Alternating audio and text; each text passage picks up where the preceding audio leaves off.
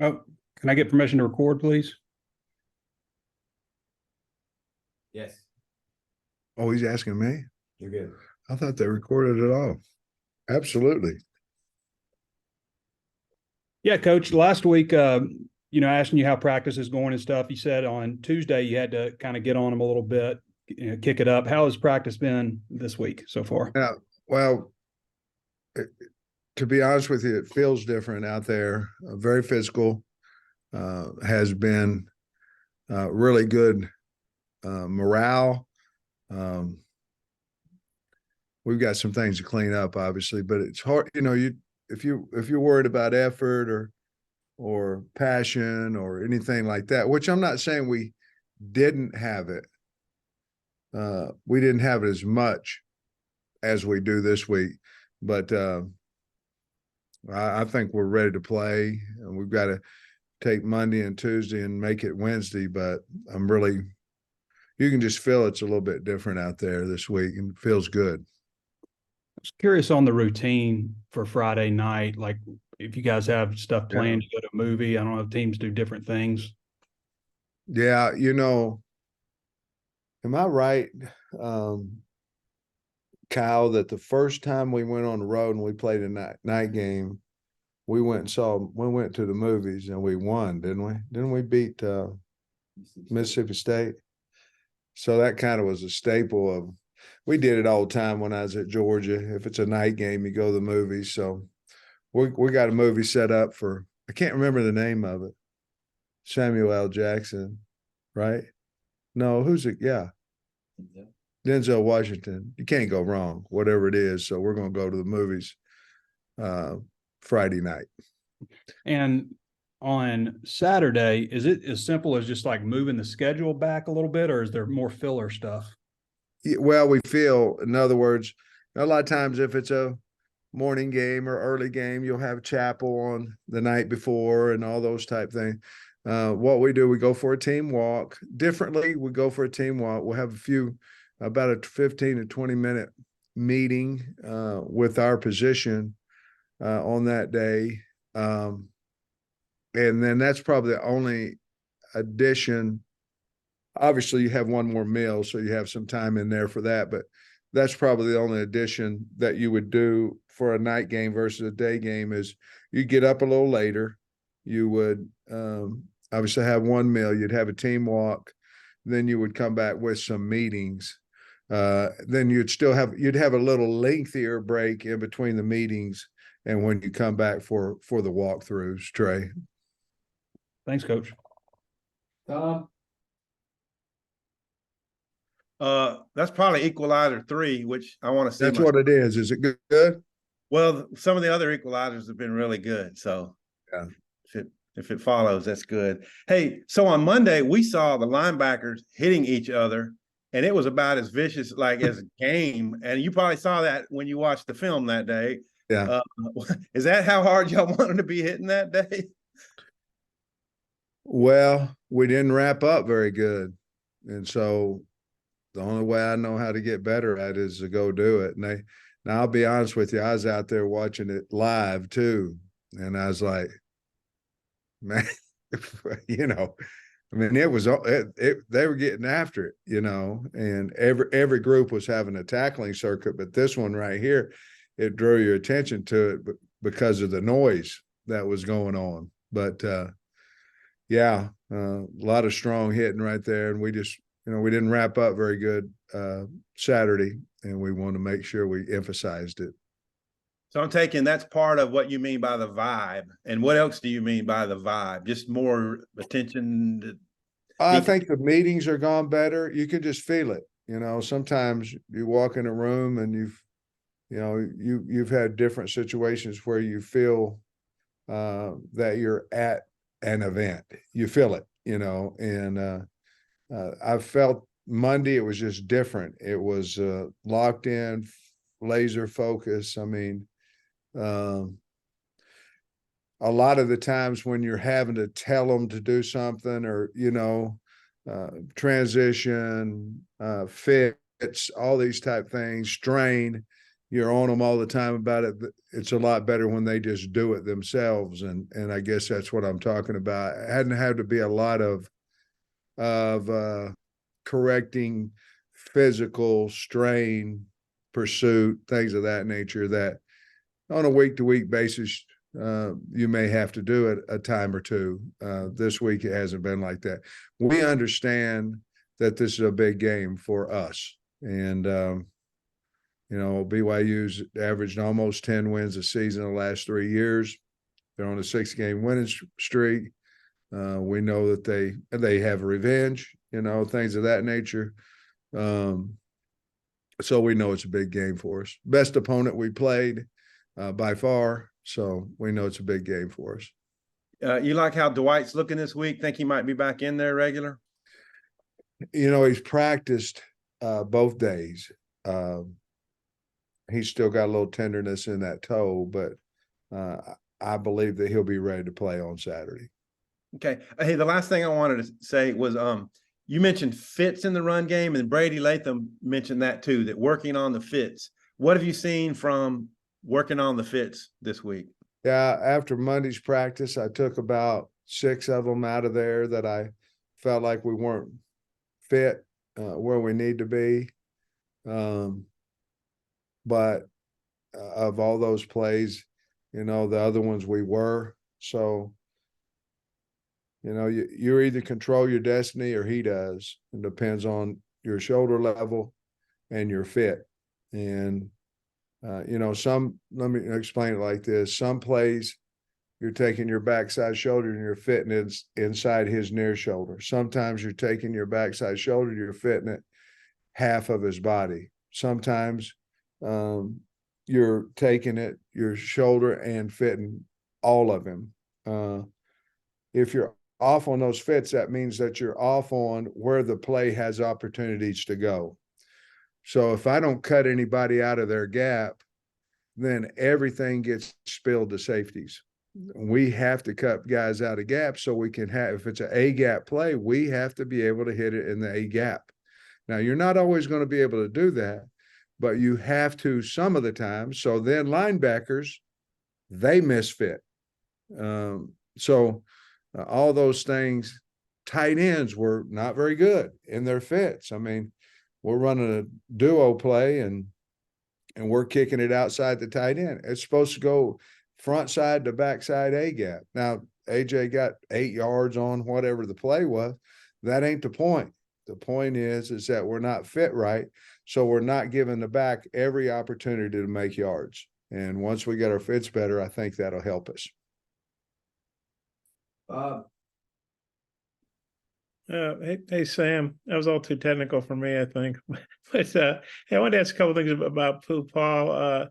He obviously was banged up in the fall. I know you mentioned he missed both scrimmages, and then he wasn't able to, fully play either of the first 2 games because of targeting stuff. Just kind of what have you seen from him maybe this week about being really anxious, just kind of let it all hang out? Yeah, I had a good talk with him.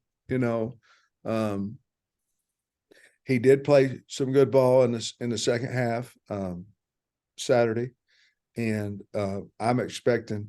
We thought going into camp that he was going to be as good a linebacker as we have, and unfortunately, from whatever reasons, what you just mentioned, we haven't seen that.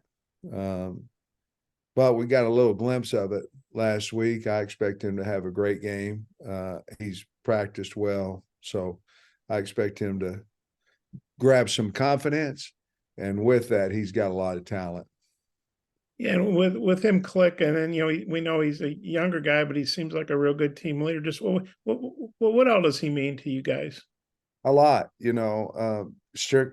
by some of the things you just said. He's such a really good kid. He's a hard worker, but he has special speed. I mean, he's he can make plays a little faster than what a lot of guys can. And, and I know that a yard difference, half a yard difference, is a big deal in being able to get a guy on the ground. So I think what we've got to do is get confidence in him first, and then he'll get it into it'll wear over to the team. But I think he's going to have a really good game.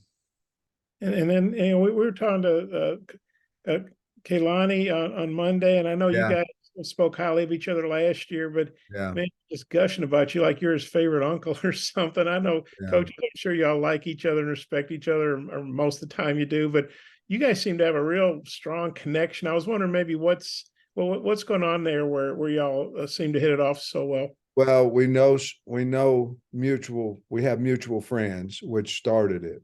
And then I knew Kingsley, their left tackle, knew his parents. They rave about Kalani. And so I already knew some people that told me several wonderful things about him.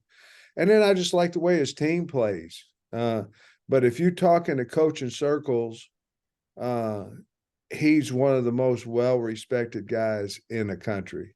And then you go and play them. Their team plays extremely hard. They're well coached, but they're very disciplined. I just have a lot of respect for him as a family man, as how he runs his business, and he was very kind to me when we went out there last year. And it's not, and when you lose, obviously we were fortunate we won. It's hard to say some things after the game. It's hard, but he was very respectful of the team and myself and all those things, even after the win. So, it's easy to be a good guy when you win. It's hard whenever you lose. It just is, and that's in about anything. Thanks. Otis. Yeah, Coach, there's been quite a bit said about the game, but AJ Green has 19 carries for 104 yards. That's about 5.5 yards a carry. Talk about how AJ's maybe stepped into a bigger role there with Rocket. Yeah. Just Yeah, he has. for you. And I think, I just wish that we started faster. I think AJ has gotten into a groove as the game has gone on. We need him to start a little bit faster. The line has a lot to do. Tight end, a lot of people have a lot to do with that. But yeah, I think almost 5 yards a carry and or a little over 5 yards a carry and doing a good job holding. All of them's holding on the ball well, doing things that I think RW may had a fumble against Western Carolina, but yeah, he's running with his pads down. I think we made a big challenge on the running backs too. Obviously we've done a lot of talking about the offensive line and all that kind of stuff, but there's a whole lot of things that go into rushing the football, the offensive line included, but the backs have a lot to do with that too. We've all seen 80-yard runs where you don't block a soul and the guy just breaks it and gone. We just haven't had that yet. And right now we've had to be pretty picture perfect to have success running the football. AJ has made some of those runs that we may or may not have been perfect on, and he's made yards. KJ brought up the same point you just did about AJ getting stronger as the game goes along. KJ brought that up on Saturday. Hey, do you think the Liberty Bowl helped his confidence some? Yeah, I think so. I think him and RW, I think it did. Anytime, I think it's a lot about how we approach things too. I mean, we feel like whomever we put out there, we can win the game with. And I think that goes to the team, and then it obviously builds confidence in the player that's out there doing it. But yes, I believe that had a lot to do with him, and to be honest with you, with RW as well. Yeah. Thanks, Coach. Coach. Yeah, Sam, I got a couple of linebacker questions. Jordan Crook, I know he started week 1. I don't know if we saw him out there much on defense this past week. What's he got to do to get back in that rotation? Well, he's obviously a lot of things, that each and every player at any position has to do. He's got to be more consistent with his mental part of the game. Got to wrap up a little bit better in tackling. Sometimes if you're 3 or you're 4, sometimes the opportunities of playing just aren't there. Obviously, Antonio was here last week when he wasn't the week before. But there's nothing wrong with Crook. It's just he needed to practice a little bit better and do some things, which he has this week. So I wouldn't be shocked at all if he's out there playing some ball for us on Saturday. And then Brad Spence obviously had the pick six in week one. Y'all gave him the start this past weekend. Just how would you assess his second game out there? Well, I think he played maybe 13 plays or something, 19 or 13. Not as many plays as what we might have thought going. The game didn't go quite like we thought it would there in the first half. But I think that he's very physical. He's getting more and more confident. I think he's going to be a really good linebacker in the future. And obviously, we felt like he was ready for that start, which he was. But he's young. I mean, he's way ahead of young, but I think he's we'll play him, and he'll get quite a bit better as the season goes on too, because he's very physical and can really run. Scotty. Yeah, Sam, I know you talked about Nudie earlier. What's the confidence in Keon Stewart if you need him to give you snaps again this weekend for whatever reason, and maybe what gave you confidence in him last week? Well, Keon has played ball before he got here, first of all. And so, but in practice and two-a-days, we saw a really good athletic guy. Obviously, he didn't know the system quite as well. We could have went with Braxton as well. I think you'll see Braxton this weekend. Because I think he's had a really good week of practice. But I think you asked about Stewart, and I think you might have asked about Nudie as well. But I think I answered the one about Nudie. I think he'll be ready. But Keon, basically, we thought he was older. He had played in games before. We went with that as a start. We were playing pretty well, and so that's why we stuck with him. Wrap us up, Jackson. Sam, after the game on Saturday, you mentioned how you had some, plans for KJ running the football in short yardage situations, and you had to adjust. I'm just curious, like wanting to maybe only run KJ in short yardage. Was that opponent specific Saturday, or is that a trend maybe you'd like to see throughout the whole year where you kind of maybe don't run him as much as you have in years past, except when you need to in those short yardage situations? That's a great question. To answer the question, it was opponent driven. We really didn't want to run him much if we didn't have to in the first two games. From now on out, it's a different story. And so we're just going to run, whatever we think we can get the most yards, score the most points.